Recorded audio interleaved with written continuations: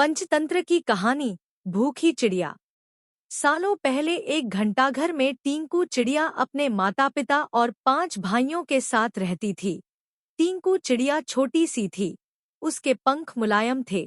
उसकी माँ ने उसे घंटाघर की ताल पर चहकना सिखाया था। घंटाघर के पास ही एक घर था जिसमें पक्षियों से प्यार करने वाली एक महिला रहती थी। वह टिंकू चिड़िया और उसके परिवार के लिए रोज रोटी का टुकड़ा डालती थी।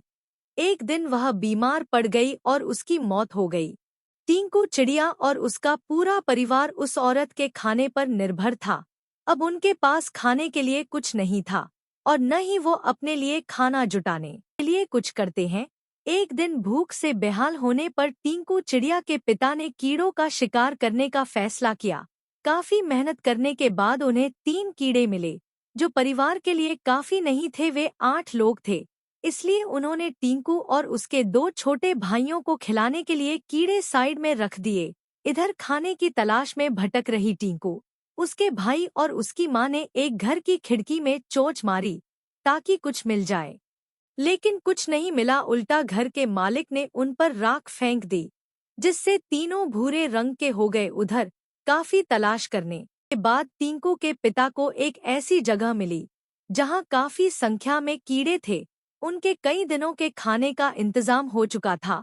वह जब खुशी खुशी घर पहुंचा तो वहां कोई नहीं मिला। वह परेशान हो गया। तभी टिंकू चिड़िया, उसका भाई और माँ वापस लौटे तो पिता उन्हें पहचान नहीं पाए और गुस्से में उन्होंने सबको भगा दिया। टिंकू ने पिता को समझाने की काफी कोशिश की।